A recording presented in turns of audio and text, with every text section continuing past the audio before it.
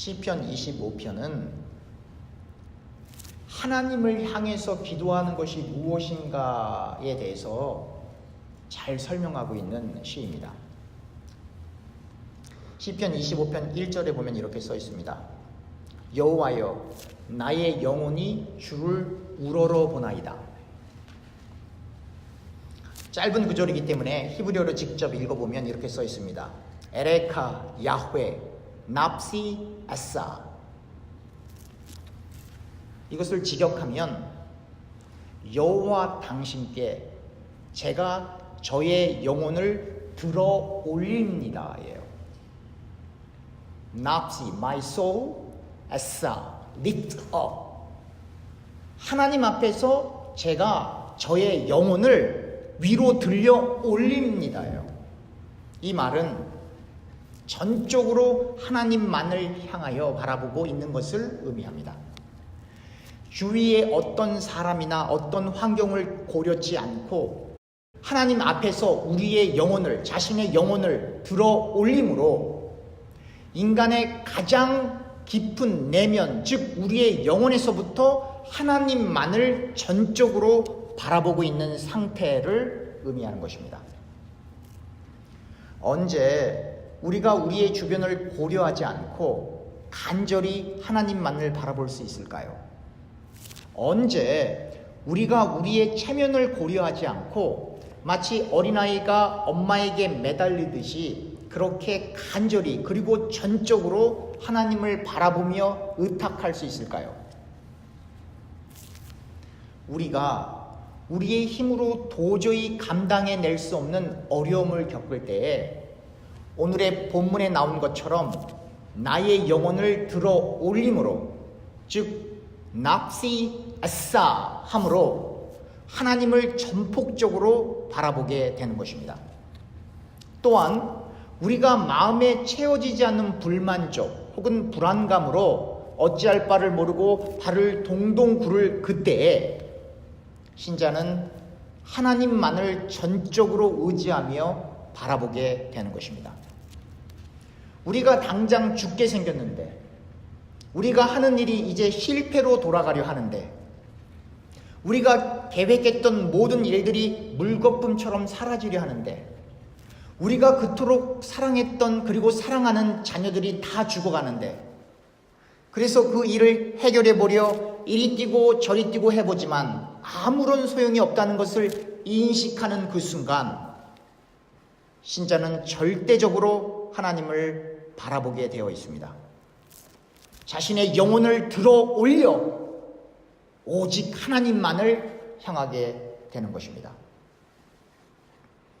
그런데요, 그 절망적인 상황에서는 어떠한 기도도 입을 통해 나오지 않습니다. 그 절망적인 위기 상황에서는 그냥 하나님만 바라보게 됩니다. 너무 기가 막히고 힘이 들어서 입을 열 수가 없는 거예요. 우리의 자존심, 우리의 체면, 우리의 가식적인 모든 껍데기들이 산산조각나 우리의 영혼을 들어 올릴 만큼 우리의 가장 깊은 곳인 영혼에서부터 온전히 하나님만 바라볼 수밖에 없게 되는 겁니다. 입으로는 주여 도와주십시오 하고 싶은데 너무 힘들어서 그 말이 안 나오는 거예요. 그래서 기도하러 교회에 오지만 그 자리에 무릎 꿇고 그냥 하루 종일 울다가 가는 거예요.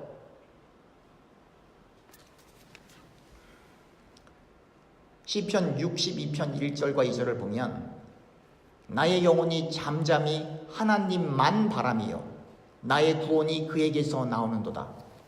오직 그만이 나의 반석이시요 나의 구원이시요 나의 요새이시니 내가 크게 흔들리지 아니하리로다. 가장 힘들고 어려운 인생의 끝자락에 있을 때에 비로소 인간들은 하나님만이 우리의 반석이 되시며 하나님만이 우리의 구원이시며 하나님만이 우리의 요새이시기 때문에 우리는 그 하나님 때문에 흔들려 넘어질 수밖에 없는 그 상황 속에서 흔들리지 않고 하나님만을 바라보며 의지하게 된다라고 하는 것입니다. 다윗이 부끄러움을 당할 그 찰나에, 그리고 원수들로부터 패배할 위기 속에서 다윗이 의지하고 찾았던 것은 세상의 권력과 처세술이 아니라 철저히 하나님만을 의지하였던 것입니다. 그리고 그 하나님에게 집중하여 그 하나님만을 바라보았던 것입니다. 왕이었던 다윗이 왜 그랬을까요? 다윗이 이렇게 고백할 수 있었던 것은 다윗이 인간적인 방법으로 위기의 순간에 그가 할 수 있는 일들은 다 해봤지만 자기 자신이 절대적인 권력을 갖고 있는 왕이라 할지라도 그 어려움을 스스로의 힘으로는, 그가 가지고 있는 물질적인 풍요와 권력을 가지고는 해결할 수 없다는 것을 그의 인생을 통하여 이미 경험해 왔기 때문입니다. 그래서 다윗은 천부여 의지 없어서 손들고 옵니다 라는 심정으로 온전히 하나님께 클링 온, 매달리게 되는 겁니다. 다윗이 그렇게 하나님을 바라보고 의지하여 획득하고 싶었던 것은 주의 도였습니다. 다시 말하면 하나님께서 제시하시는 길을 얻고 알고 싶었습니다. 하나님이 제시하시는 그 길을 배우고 싶었습니다. 그리고 오직 하나님 안에서만 희망을 가지고 그 하나님만을 하루 종일 기다리게 되었던 것입니다. 시편 25편 4절과 5절입니다. 여호와여, 주의 도를 내게 보이시고 주의 길을 내게 가르치소서. 주의 진리로 나를 지도하시고 교훈하소서. 주는 내 구원의 하나님이시니 내가 종일 주를 기다리나이다. 우리 역시 하나님의 도, 하나님께서 제시하시는 인생의 길을 필요로 합니다. 우리도 다윗처럼 하나님이 원하시는 그 삶을 살아가기 위해 그 하나님 안에 있는 희망을 가지고 그 하나님만을 하루 종일 구할 수 있는 믿음이 필요합니다. 우리의 필요를 따라 기도하는 것이 당연하겠지만 때때로 절망적인 위기의 순간에 그 어려운 상황을 도저히 해결할 수 없을 때에 우리는 다윗처럼 하나님을 하루 종일 기다리게 되는 것입니다. 무엇을 기도해야 할지 정말 마음속에서 일어나지 않고 그 가슴 아픈 상황들로 인하여 입이 꽉 막혀 아무런 말을 할 수 없는 그 신음의 현장 속에서 신자들은 다윗처럼 그저 한없이 하나님만을 구하고 그 하나님만을 기업으로 알고 그분을 하루 종일 기다리게 되는 것입니다. 이것이 진정한 기도입니다. 기도는 말을 많이 한다고 해서 좋은 것이 아닙니다. 우리가 무엇을 구해야 할지, 무엇을 어떻게 하나님께 구체적으로 아뢰야 할지 잘 모르는 그 쓰라린 아픔 속에서 온전히 하나님만을 구할 때에 성령 하나님이 다윗에게 역사하셨던 것처럼 그렇게 우리에게도 역사하시는 것입니다.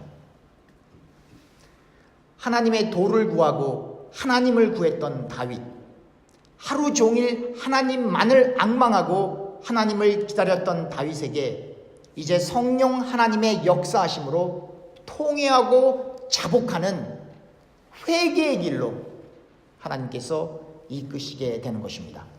시편 25편 7절입니다.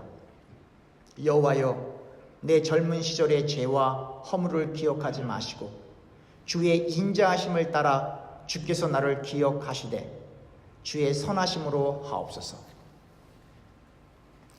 성령의 역사는 회개로부터 시작합니다. 어려운 것을, 우리의 아픔을 온전히 하나님께 아뢰며 하나님의 얼굴을 구할 때에 하나님께서는 우리를 회개케 하십니다. 우리의 죄악이 참 회개를 통하여 깨끗하게 되어질 때에 온전히 예수님의 보혈로 우리의 허물과 죄악이 덮여질 때에 비로소 우리는 하나님을 대면할 수 있게 되는 것입니다. 바로 이러한 성령의 역사하심을 통하여 우리가 하나님을 바라보게 될 때 우리는 다윗이 깨달았던 것처럼 어떠한 사람에게 하나님께서 함께 하시는지를 알게 됩니다. 시편 25편 9절과 10절입니다. 온유한 자를 정의로 지도하시며 온유한 자에게 그의 도를 가르치시리로다. 여호와의 모든 길은 그의 언약과 증거를 지키는 자에게 인자와 진리로다. 우리는 온유해야 합니다. 그래야 하나님께로부터 하나님의 도를 배울 수 있습니다. 우리는 하나님의 언약과 증거, 즉 하나님의 말씀을 지키기 위해서 최선을 다해야 합니다. 그래야 다윗의 고백처럼 하나님의 말씀이 인자, 헤세드, 자비, 영어로는 mercy, 그리고 진리, emet, truth, 이 진리로 우리에게 역사하기 때문입니다. 하나님의 인자하심, 즉 하나님의 자비하심이 없이는, 그리고 하나님의 말씀인 그 진리가 신자들 가운데 역사하지 않으면 신자들은 그 절망을 딛고 일어날 수 없는 것입니다. 우리는 하나님의 자비하심과 하나님께서 말씀을 통하여 역사하시는 그 진리가 필요합니다. 하나님의 자비하심과 하나님의 진리가 우리의 삶의 어려움을 극복해 나갈 수 있도록 실제적으로 이끄는 힘으로 작동되는 것입니다. 그래서 우리가 예배할 때에, 말씀을 읽을 때에, 그리고 기도할 때에 우리의 현실과는 동떨어진 것처럼 보이지만 우리가 알 수 없는 힘, 이 신령한 힘을 느끼고 경험하게 되는 것입니다. 이 신령한 힘, 세상에서는, 세상적인 언어로는 도저히 설명할 수 없는 이 하나님의 은총은 하나님의 자비와 은혜로부터, 그리고 진리 그 자체이신 하나님의 말씀을 통하여 우리가 실제적으로 우리의 삶 가운데 경험하는 놀라운 하나님의 구체적인 역사하심입니다. 그리고 우리가 늘 기도하고 간구해야 하는 것은 성령 충만입니다. 하나님께 속한 신자로 늘 하나님으로 충만해지는, 예수 그리스도의 영으로 우리의 심령이 충만해지는, 하나님의 말씀으로 우리가 온전히 사로잡힌 바 되는, 하나님의 말씀이 우리의 심령을 움직여 하나님의 뜻대로 생을 살아가기 위해 다짐하게 되는 이 성령 충만이 우리에게 무엇보다 필요한 것입니다. 그래서 신자는, 즉 우리는 기도해야 합니다. 정말로 기도해야 합니다. 우리의 여건과 상황을 잘 아시는 하나님께서 우리가 기도하지 않아도 우리의 아픔과 절망적인 상황을 잘 아시는 그 하나님께서 우리가 전심을 다해 다윗처럼 하루 종일 하나님만 바라보며 하나님만 간절히 기다리기를 기다리고 계신 것입니다. 그렇게 하나님을 기다리는 사람만이 하나님을 경외하는 것이 무엇인지를 피부로 깨닫고 실천하게 됩니다. 사람들을 의식하고 사람들을 무서워하기보다는 하나님을 더욱 의식하여 늘 하나님 앞에 있다는 믿음을 가지고 전심으로 하나님을 경외하는 삶을 추구하게 되는 것입니다. 우리의 내면의 가장 깊은 것인 우리의 영혼으로부터 하나님이 베푸시는 은혜와 자비, 그리고 진리의 말씀으로 평안해지기 위해 우리는 온유하고 그러나 하나님의 말씀을 지킴에 있어서는 단호한, 그리고 절제하는 대쪽 같은 믿음의 행위로 세상에 묻어있는 모든 때를 성령 하나님의 조명하심을 통해 전부 닦아내게 되는 것입니다. 성령의 바람이 불어 우리의 모든 죄악의 먼지들을 날려보내고 성령의 불이 임하여 우리의 재상들을 홀홀 태우시는 회개의 역사를 하나님만을 하루 종일 기다리는 그날에 경험하게 되는 것입니다. 우리에게 닥친 어려움으로 그 문제들을 해결하기 위해 하나님을 하루 종일 기다릴 때에 하나님께서는 그 기다림을 통하여 우리가 누구인지를 알게 하시고 하나님이 누구인지를 알게 하셔서 우리에게 당면한 그 문제보다 우리의 존재가 완전히 성령으로 인하여 거듭나야 하는 존재임을 깨닫게 하십니다. 그리고 우리의 문제를 해결해 주실 분은 오직 하나님이시라는 것을 실전적으로, 머리로만 아니라 감정적으로만 아니라 우리의 전 실존적으로 인식하게 될 때에 비로소 우리는 모든 것을 십자가 앞에 내려놓게 되는 것입니다. 우리의 모든 능력을 부인하고 우리의 모든 힘을 내려놓게 되는 것입니다.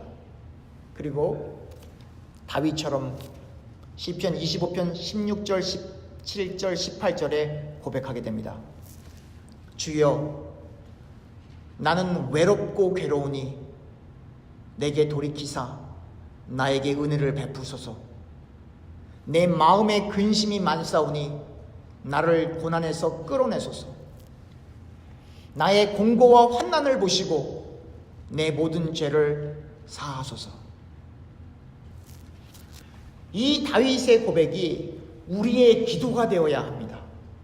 이 다윗의 고백이 우리의 고백이 되어야 합니다. 바로 이 고백과, 이 다윗의 고백과 비슷한 내용을 담은 찬양이 찰스 웨슬리가 1741년에 지은 찬송가 280장 천부여 의지 없어서입니다. 1절 가사가 이렇습니다. 천부여 의지 없어서 손들고 옵니다. 주 나를 박대하시면 나 어디 가리까. 내 죄를 씻기 위하여 피 흘려주시니 곧 회개하는 마음으로 주 앞에 옵니다. 웨슬리의 언어로 읽어보면 이렇습니다. Father, I stretch my hands to thee. 아버지, 제가 제 손을 당신께 쭉 펼칩니다. No other help I know. 제가 아는 다른 도움이 없습니다. If thou withdraw thyself from me. 당신께서 저로부터 당신을 스스로 거두시면 whither shall I go? 제가 어디로 가겠습니까? I do believe. I now believe. 제가 믿습니다. 제가 지금 믿습니다. That Jesus died for me. 예수님이 저를 위해 죽으셨다는 것을. And that He shed His precious blood. 그리고 그분이 거룩한 피를 흘리셨다는 것을. From sin to set me free. 죄로부터 제가 자유로워지게 하기 위해서.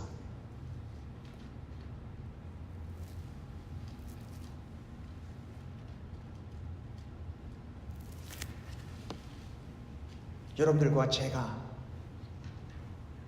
천부여 의지 없어서 손들고 옵니다. 하나님을 향해서 우리의 손을 스트레치 아웃 해야 합니다. 하나님의 손을 붙잡아야 합니다. 우리가 손을 들려 하나님을 향할 때에 하나님이 우리의 손을 잡아주셔야지만 여러분들과 제가 살 수 있습니다. 교회가 살 수 있습니다. 우리 스스로 할 수 없습니다.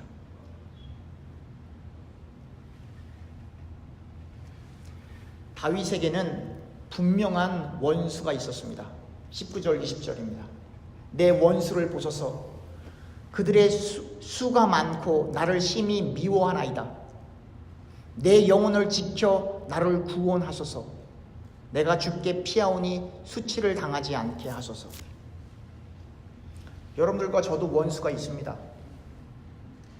용서돼야 되는 원수가 있고 용서할 수 없는 원수가 있습니다. 성경엔 두 종류의 원수가 있어요. 인간적인 관계 속에서 발생한 그 어려움으로 인해서 원수가 생긴 그 사람들은 우리가 용서해야 됩니다. 그러나 우리는 마귀를 용서할 수 없습니다. 현대를 살아가는 많은 사람들이 마귀의 존재를 믿지 않습니다. 그러나 성경은 그 실체를 분명히 언급하고 있습니다. 고린도후서 4장 3절 4절입니다. 만일 우리의 복음이 가리었으면 망하는 자들에게 가려진 것이라. 그 중에 이 세상의 신이 믿지 아니하는 자들의 마음을 혼미하게 하여 그리스도의 영광의 복음의 광채가 비치지 못하게 함이니 그리스도는 하나님의 형상이니라. 이 세상의 신이 바로 마귀입니다. 에베소서 2장 1절과 2절입니다. 그는 허물과 죄로 죽었던 너희를 살리셨도다. 그때 너희는 그 가운데서 행하여 이 세상 풍조를 따르고 공중의 권세 잡은 자를 따랐으니 곧 지금 불순종의 아들들 가운데서 역사하는 영이라. 이 공중의 권세 잡은 자가 바로 마귀입니다. 에베소서 6장 11절과 12절, 11절에 분명히 마귀, 디아블로스, 데블 분명히 나와 있습니다. 마귀의 관계를 능히 대적하기 위하여 하나님의 전신갑주를 입으라.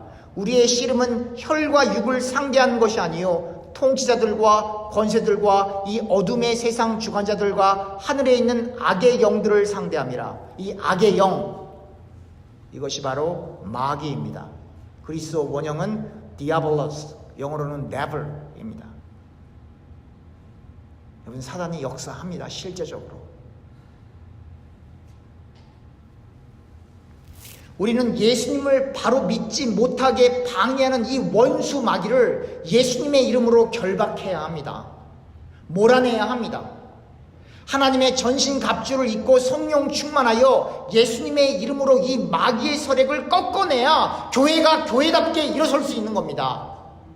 마귀를 대적해야 합니다. 베드로전서 5장 7절에서부터 11절에 보면 이렇게 써 있습니다. 너의 염려를 다 주께 맡기라. 이는 그가 너희를 돌보심이라. 근신하라 깨어라. 너희 대적 마귀가 우는 사자같이 두루다니며 삼킬 자를 찾나니 너희는 믿음을 굳건하게 하여 그를 대적하라. 이는 세상에 있는 너희 형제들도 동일한 고난을 당하는 줄을 알미라. 모든 은혜의 하나님 곧 그리스도 안에서 너희를 부르사 자기의 영원한 영광에 들어가게 하신 이가 잠깐 고난을 당한 너희를 친히 온전케 하시며 굳건케 하시며 강하게 하시며 터를 경고케 하시리라. 권능이 세세 무궁토록 그에게 있을지어다. 아멘. 아무 걱정하지 마십시오. 우리에게 불안을 주고 염려하게 만드는, 그리고 우리를 우울하게 만드는 이 마귀의 괴계를 예수님의 이름으로 그냥 꺾어버리시면 됩니다. 우리의 어려운 현실을 통하여 우리를 실족하게 만들고 낙담하게 만들고 좌절하게 만들고 분열하게 만드는 이 원수 마귀를 나사렛 예수의 이름으로 물리치시면 됩니다. 여러분들과 저는 이미 이긴 싸움을 하고 있는 겁니다. 예수님께서 십자가상에서 승리로 이끄신 그 싸움을 하고 있는 겁니다. 우리는 이 전쟁의 결말, 즉 우리의 영혼이 하나님 나라에 속한 천국 시민이라는 사실과 함께 영생이 완전히 보장되어 있는 승리의 싸움을 하고 있는 것입니다. 그러니 겁내지 마십시오. 우리는 반드시 예수님의 이름으로 승리합니다. 우리는 반드시 예수님의 이름으로 교회를 교회답게 일으킵니다. 우리는 반드시 분열시키고 이간질하고 어렵게 만드는 이 마귀의 세력을 예수님의 이름으로 제압할 것입니다. 그것이 바로 십자가의 사건입니다. 기도합시다.